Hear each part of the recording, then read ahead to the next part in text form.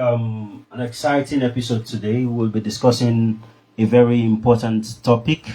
As you all know, the world all over and leaders across the world are looking for ways to cut down on basically on flames and to cut down on the use of fossil fuels. And today we'll be discussing our topic of discussion will be on that line. We'll be discussing how we can cut down on for the use of fossil fuel and cut down on global warming, most especially through the use of electric vehicles. We'll see if we'll try to discuss to know if the Nigerian market is ready for the electric vehicles and see the possibilities and how far we can go, what time frame with which we think that we'll no longer see the combustion engine cars in Nigeria.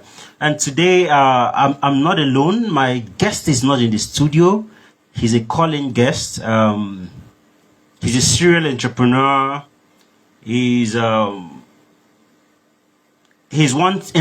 person that he's the CEO of a company that is looking at playing a key role in Nigerian's electric vehicle space. He's the CEO of EN1, and I would give him the time to talk more about himself and the project that they are trying to go into, and then before we go into the conversation. So welcome, Benjamin. Thank you so much for having me. Yeah, welcome to Talking Tech. I would, we have discussed a little bit about some of the project that you're going into, EN1, sorry, the key project you're going to in. I'm going to correct you on that. Yes. So, just take your time. Tell us more about EN1 and what, the project that EN1 is currently undergoing in the electric vehicle space. Okay, so basically, EN1 is an EV company, and what we're trying to achieve is we're trying to build electric in Africa that suits our current terrain and our topography. So, like you already know, like you said at the intro of the program, fossil fuel powered cars are extinct. They are becoming extinct. Europe has set it target for 2035. So, basically, what Europe has done is they told all car manufacturers that we are going to stop sending fossil fuel powered cars to us from 2035. Yes. So that should create, or that should show us something that's happening globally. It's opening up the entire world to a new type of powering vehicles. So we don't no longer have to depend on fuel, on diesel. Cars can actually be powered fully by batteries and solar systems. So basically, what the world is doing is the world is trying to transition into this form of renewable energy for powering cars. Exactly. You already know cars constitute more than 40% of the global warming CO2 that we have in society. Mm-hmm. So what we're trying to do at EN1, we're trying to build an EV that is going to be suitable for the African market. It's very hard to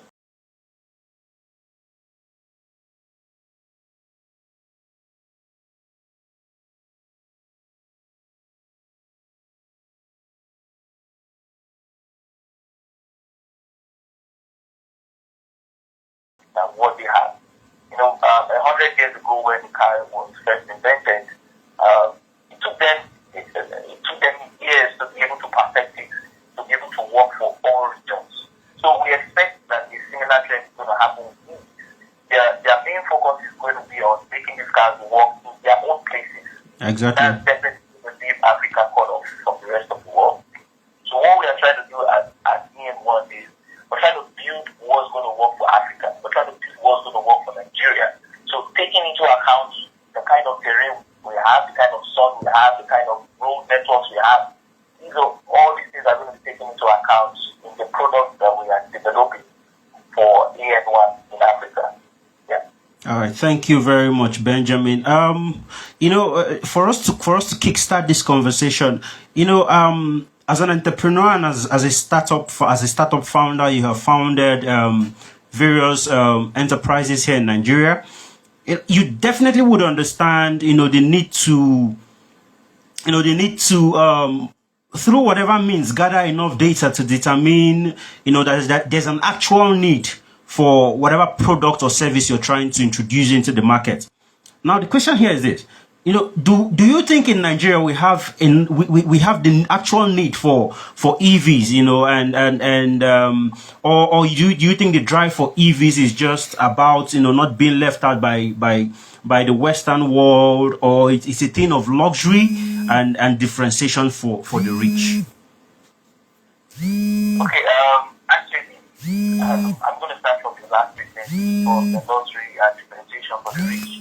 So basically, what it is meant to do is either expected to drive down the cost of cars generally. So typically, a normal fuel-powered car might cost somewhere between, let's say, 40 to 50 million naira. But an EV that's going to work well in Nigeria is expected to cost something around maybe 15 to 20 million naira. So even driving down the cost, this new pattern of building cars is even driving down the cost of cars generally. So it's not going to be something that only the rich can afford. For the general public, it's going to be cars for everyone. Then secondly, we're not just building EVs in Africa because we want to play catch up with the rest of the world. That is there, but it's not our main focus. Definitely, we know that four cars currently are working, but there's a gap. There's a huge gap between what the rest of the world is doing and what Africa is doing. So basically, what we're doing, we're just waiting for these products to develop and perfected. And then at the end of the day, they ship them down to us, maybe to you, and then we start using. But what that does is eliminate our own specific desires. Like in Africa, there are specific things that we want my country. Take for instance, the sun that you have here in Nigeria is way hotter than what you have in Europe and what you have in. Exactly. Also, when you're talking in terms of sun hours. Exactly. So when building a car for the US, you might not really be looking at capturing the energy from the sun. But when you factor in the kind of sun we have here in Africa, being able to power your cars from solar energy becomes a top priority because you have all that free energy wasting. So it's not just about catching up with the rest of the world. It's also primarily about building specific things that we need here in Africa. It's not just we just want to catch up with what Tesla is doing, what BYD is doing. That's not just the goal of this. But also trying to build what Africans want. What we need here in Africa based on our current topography, our climate, and all those things factored in. All right, thank you very much for that very enlightening response. But Benjamin, if you look at some of the constraints that that we have here in Nigeria, some of which you have. Okay, can you hear me now? Benjamin, can you hear me? Sorry, I think we have lost Benjamin. I'm back here. All right, thank you. Welcome back. So, Benjamin, when you look at some of the constraints that we have here in Nigeria, in Africa largely, especially the lack of electricity, and I think that's one of the things that have informed your decision to be able to use more of sun, to charge your EV models.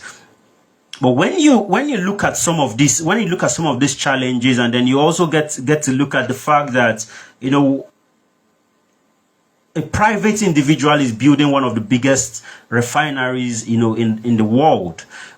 Which will you favor? Looking at these factors, the fact that we do not have enough electricity, and although the sun hours, the sun is there, our sun hours is a lot, and also looking at the fact that a new refinery is coming up, would you favor a battery electric vehicle, or would you favor a hybrid electric vehicle?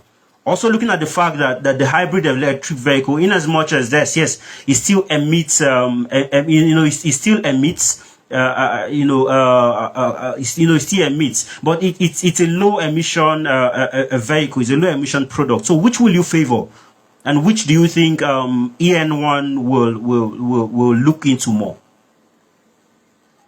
Okay, I was actually expecting this question to come at some point because, when I talk about electric vehicles, EVs in Africa, one key thing that people always ask is, we don't have electricity in Nigeria, Africa is largely dominated by the lack of electricity.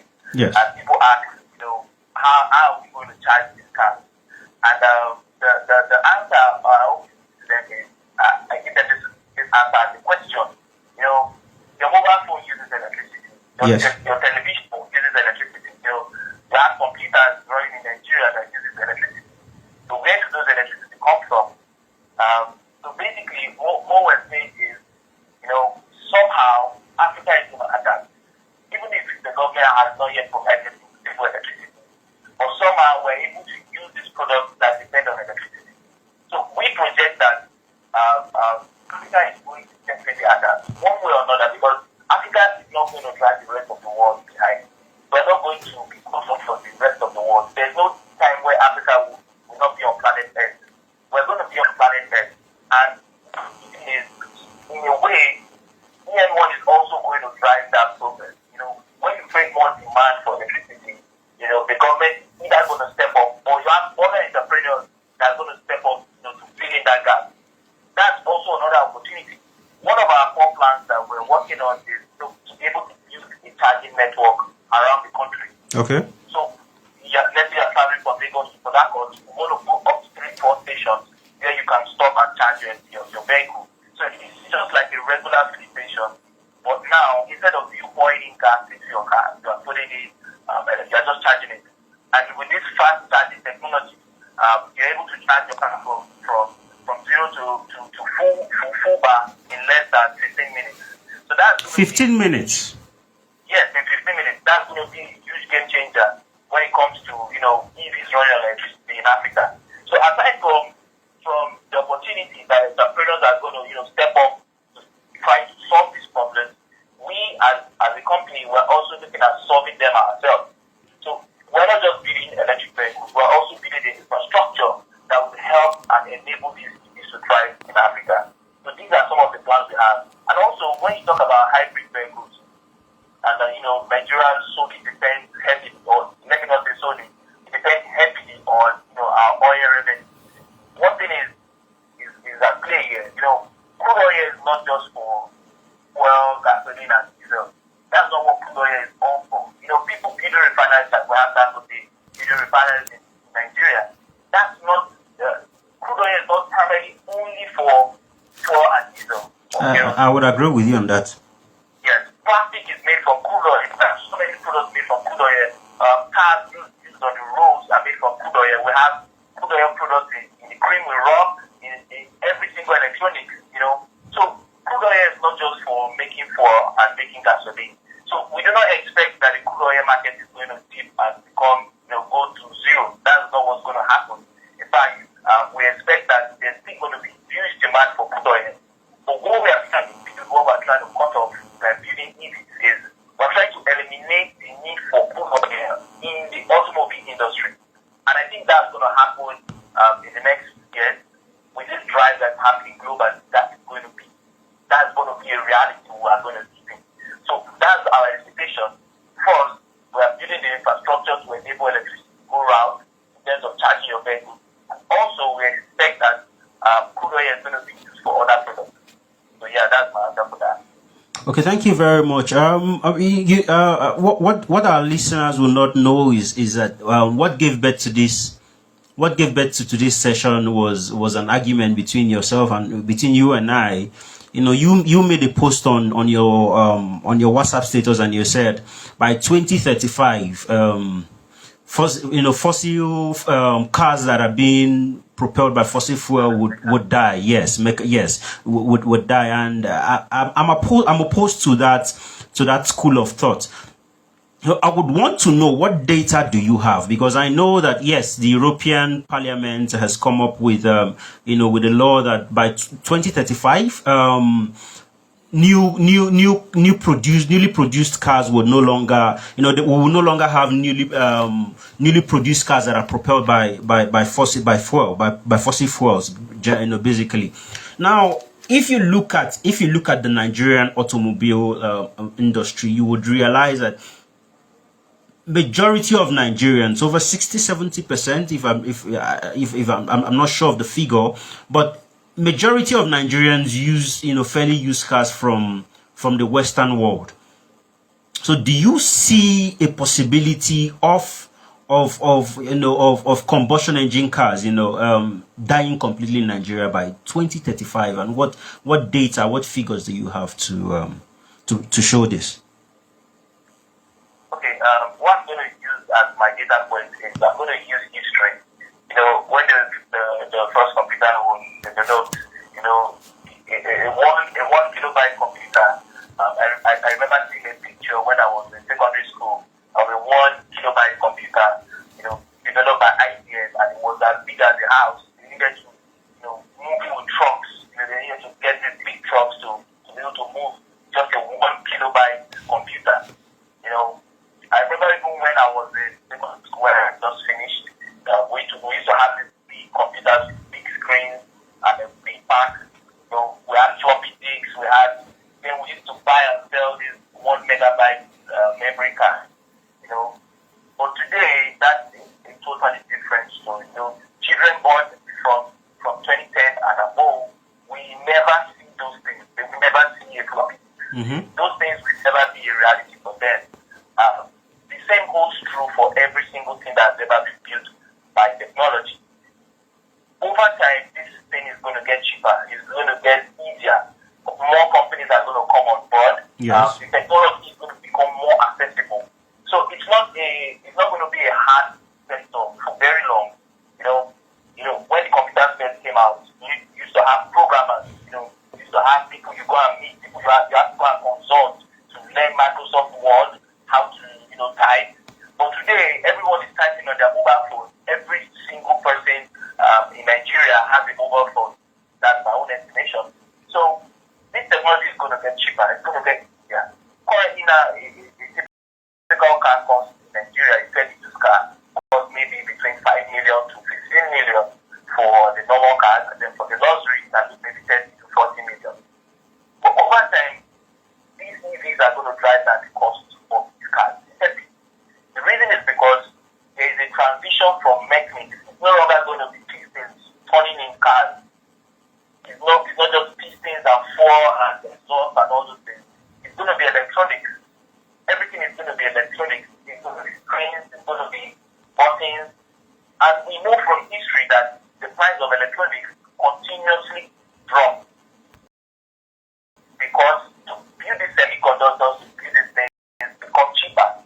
So what I project over the next, let's say, 10 years, I'm looking at the volume of EVs in Nigeria is going to be through the roof. For every 10 cars you see, more than 6 will be EVs. So you are looking at a continuous replacement that is going to keep happening. And in 2035, I expect that the total volume of EVs on the road is going to surpass what we have as gasoline cars. In fact, in 2040, I also put on my status, in 2040, children born in that era will not know what a gasoline-powered car looks like. In fact, they are never going to see an engine. What they are going to be born into is electronics moving a car, motors and batteries. That's what they are going to know as their own reality. So that's my own projection. That's my data point. That's why I'm making these conclusions. Okay, so to our listeners out there, so start looking for a museum to put your your combustion engine cars because children born by 2040, and I actually get your point now. I get your point now, but it's going to take a very intentional effort by the public sector and also by the private sector. It's going to take a whole lot of partnership, both the private and the public sector to be able to achieve this goal. And talking about being able to achieve this and the role that the public sector, by the public sector now I mean the government, the role that they will play in achieving this, looking at we see the role that the parliament in Europe is playing in ensuring that they fully adopt this technology in Europe. That shows you that government has a role to play in all of this. For any technology to be fully adopted by any state or by any society, by any country, you will find out that government has a role to play. So do you in the full emergence of these EV cars, if it's going to emerge fully, our Nigerian government will have to play a role. Do you think that the government will need to play a role? And if you think that they will need to play a role, maybe incentives that will push the private sector to rush into the EV industry, cutting down on custom duties for EV cars and accessories. Do you see a role? Do you see a role for the government in all of this? And do you think that they are playing a role right now? Okay, concerning that, the role that government is to play globally, China is the world leader in electric vehicle manufacturing and consumption. Yeah. So China as a country, they saw this phase 20 years before the rest of the world, and they started supporting companies that were building in the space. They already projected 25 years ago exactly that EVs are going to dominate the world. In fact, in China currently it's cheaper to buy an EV than a regular gasoline car, because the government gives subsidies on EV cars. So if you want to buy an EV car in China, the government is going to pay a portion of the cost for you. So that subsidy, that's an encouragement. And China is doing that so well that the large majority of their population are actually switching to EVs. Tesla has its most sales in China. BYD, which is China's indigenous EV maker, is currently, as of last year, 2021, they sold the most cars in the world. They sold 605,000 electric vehicles, more than Tesla's 550,000. And their main market is China.